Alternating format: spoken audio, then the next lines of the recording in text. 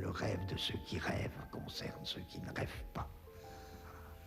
Et pourquoi ça les concerne? Parce que dès qu'il y a rêve de l'autre, il y a danger. Gilles Deleuze was born in Paris in 1925 and passed away in 1995 in that same city. In that lapse of 70 years, he became one of the most influential philosophers of the 20th century and gained the admiration of his peers. Through his talent for teaching, combined with an extraordinary humility, he transmitted his passion for philosophy to many people. Deleuze did not found any school of thought, but his influence is felt in all domains of philosophy. His immense popularity is due to the fact that in his writings he addresses a number of topics outside of philosophy, where he brings some profound insights.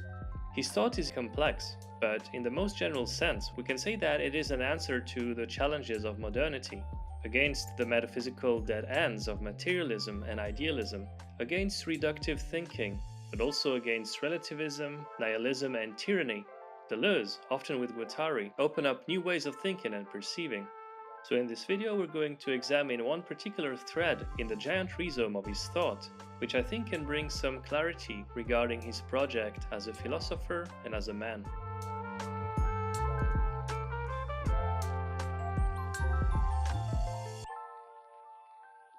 Deleuze is one of those philosophers who uses mathematics profusely, as you probably know. To understand what he says, it's a good idea to have some levels of skills in geometry and calculus in particular. That's where today's sponsor, Brilliant, comes in.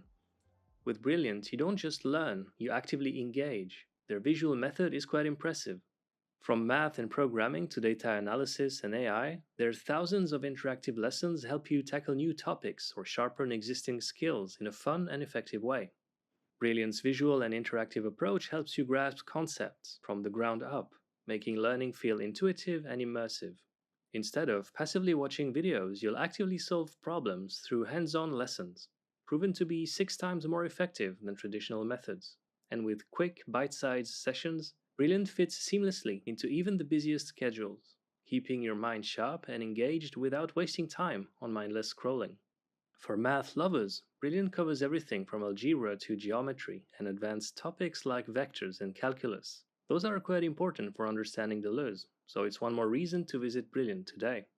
Brilliant offers the viewers of this channel 30 days to try everything it has to offer for free. You can get there by using the QR code on screen or by clicking the link in the description. Plus, you'll get 20% off an annual premium subscription. How great is life? Go there now and start working on your calculus today. Many thanks to Brilliant for sponsoring this video.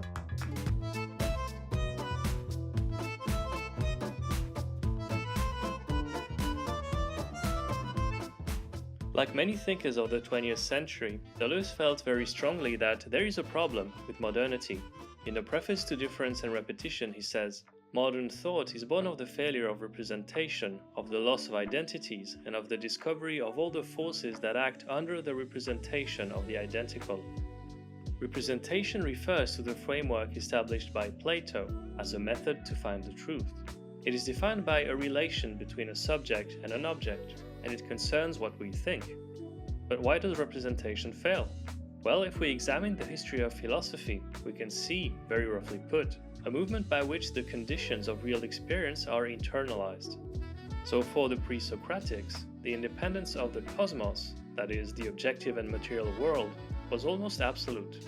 This is why the brunt of their arguments was about defining which material elements constitute the basis of reality and which of them comes first. But then, through a long and slow process, subjectivity began to dominate over matter as an explanation for reality. And at some point between Descartes and Kant, philosophy switched from an objectivist mode of thinking to a subjectivist one which is centered on the subject. This was encouraged perhaps by the fact that science, which focuses strictly on the material world, was now going to take care of that aspect of reality. As a consequence of this process, the importance of the thinking subject grew, and with it, the problem of representation. The problem of representation is whether a proposition is true or false, but in a subjective world, the problem now becomes how much of our reality do we hallucinate? How real are our concepts? Take for example the concept of humanity. It's obvious that it designates something, but what exactly? If we say that it points to all the humans that currently exist, plus those who have existed, then it's changing all the time, which means that it's not a fixed and eternal entity, but rather it means something at time A and something else at time B. If it designates all the humans that will ever exist, then this means that it's not realized yet, and therefore it's unknowable by definition. If you think about it, many of our concepts are like that. They imply fuzzy and ever-changing sets.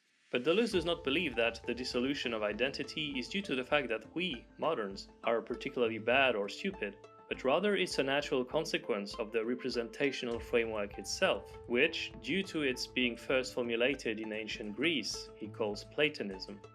But the difficulty at hand when one makes a criticism like this is the fact that Platonism or representation is also the only way we can really make sense of things. We cannot think without representations. We cannot think only with perceptions and affects. So in Difference and Repetition, Deleuze poses the problem as follows. He says, the task of modern philosophy has been defined to overturn Platonism. That this overturning should conserve many Platonic characteristics is not only inevitable, but desirable.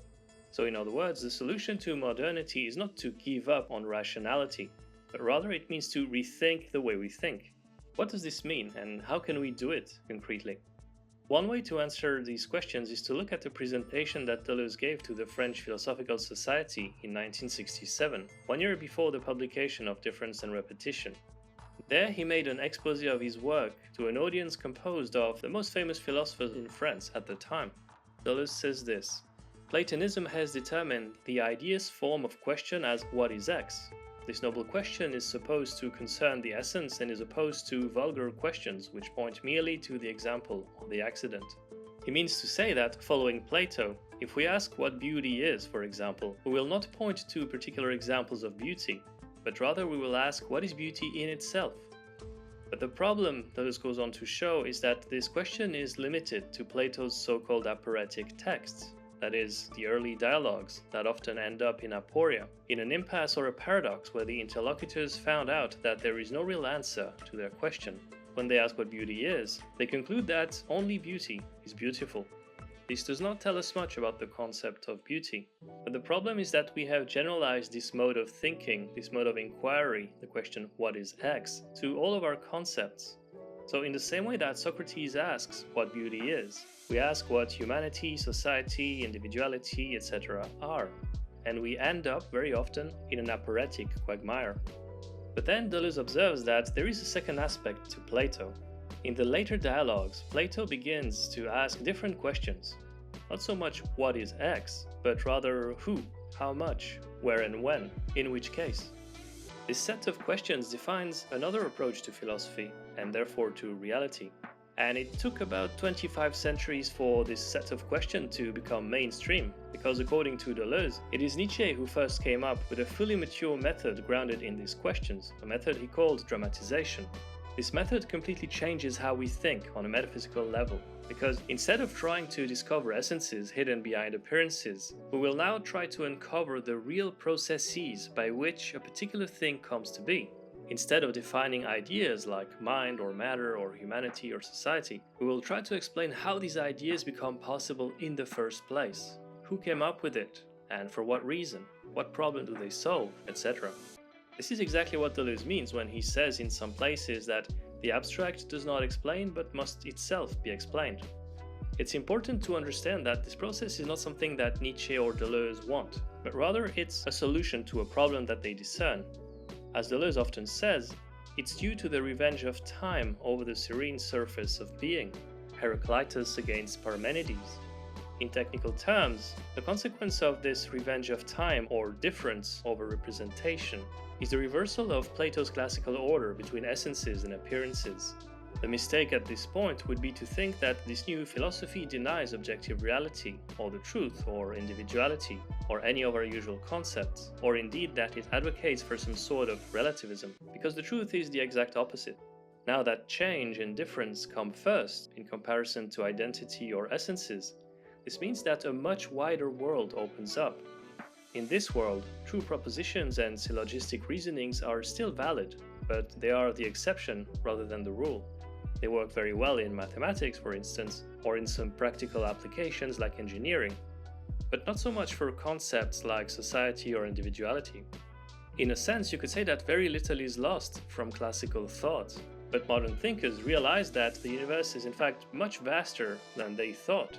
Beyond problems of identity and problems of representation, there is a cosmos of possible experience waiting to be discovered. How exciting it is to see this new world opening up before us.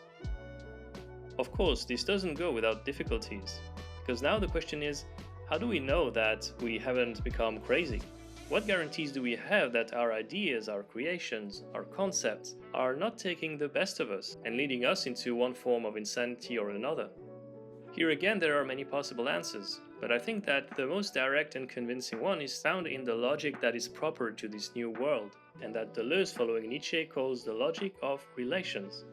This logic aims at showing that the world of creation, the new world of thought, is neither objective nor relative, but rather it is relational.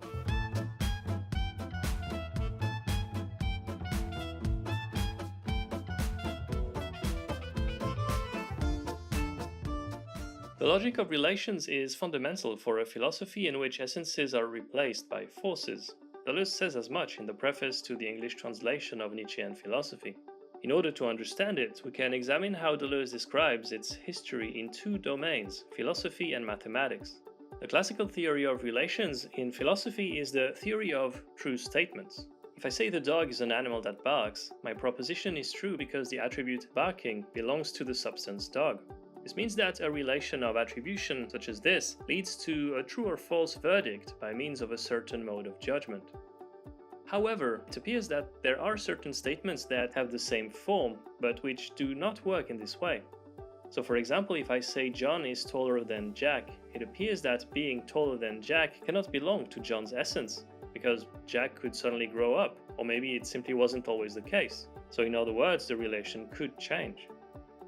This creates a fundamental problem. How do we deal with those relations that are not attributions, but which give us a glimpse in the universe beyond truth propositions? It appears that we cannot find a solution in logic itself, but Deleuze believes that there is a similar problem going on in mathematics, which we can draw inspiration from.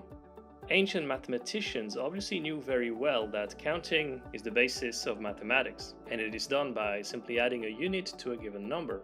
When confronted with incomplete units, that is, fractions, they understood that those strange quantities, even though they aren't integers, could still be expressed in terms of integers, and thus be fully defined. 2/3, for example, describes a certain quantity that cannot be given by an integral number alone, but can be rendered through a relation where 2 is divided by 3. However, there is a third category of numbers, called irrational numbers, that is much more problematic because it cannot be represented by a relation between integers. Numbers like pi or square root of 2 are of this kind, and they were well known to the ancients. This was a big problem for the mathematicians because it meant that if these numbers cannot be expressed by integers, then perhaps integers are not the rule but rather the exception in the world of numbers. It may even suggest that the world itself, if it's not countable, is fundamentally irrational. So what solution did they find that can help us with the logic of propositions?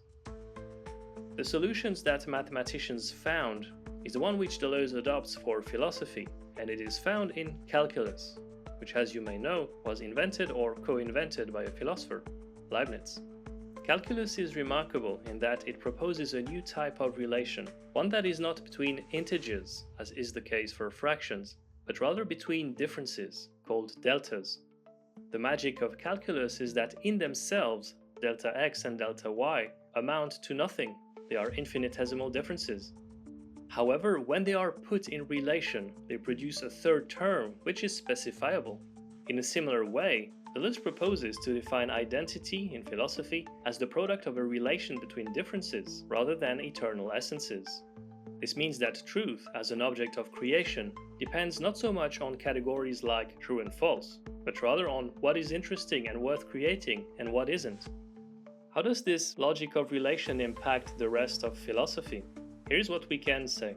In logic, as we have just seen, truth-conditional propositions are exceptions, not rules. The rule, rather, is that propositions must be treated as events, and most of Deleuze's later writings focus on the logic of events, which is why he says, in the last book that he wrote with Guattari, that the event is the concept. In epistemology, What we can know is not so much what there is or what affects our senses directly, because this is either trivial or incomplete. But rather what we can know is what we do. It's the manner in which concepts are created. It's the genesis and structure of our experience as subjects. In ontology, Deleuze claims that being is not inscribed in a duality between the one and the many, but rather it is the multiple by itself, with its islands of representation. As such, there is not two worlds, like Plato thought, but rather there is an infinite number of modes of perception within a being that is not itself a unity, but is nonetheless univocal. In aesthetics, Deleuze argues that the basic logic of sensation is not just passion and reception, but it also has, more fundamentally, a dynamic and productive aspect. In politics, Deleuze, along with Guattari and influenced by Foucault, believes that state forms are the effect and not the origin of power. But it's probably in ethics that Deleuze hits the hardest. To live an ethical life means to be free, and for Deleuze, following Spinoza, freedom comes through joy as opposed to sadness. Joy and sadness are not psychological determinations, but they are related to my power to act. Affects that diminish the power to act, like sadness, hate, or resentment, must be avoided at all costs. We must learn to identify them and reject them. They are in fact the tools of tyranny. They are meant to oppress us, not necessarily politically, but also in everyday life. Paraphrasing Spinoza, Deleuze says, "Every time I see someone who tries to persuade me that in sadness there is something good, useful, or fruitful, I will sense in him an enemy, not only of myself but of the human race. That is to say, I will smell in him a tyrant, or the ally of the tyrant, because only the tyrant needs sadness to establish his power."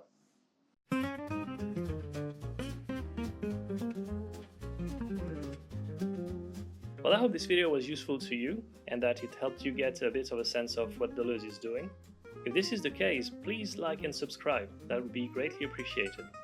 I'd also like to send a special thank you to my fantastic patrons for supporting this channel. Your generosity makes a real difference. So thank you very, very much for your contribution. If you too would like to support this channel, please go to my Patreon or Ko-fi, links in the description. For now, thank you all for watching and see you soon.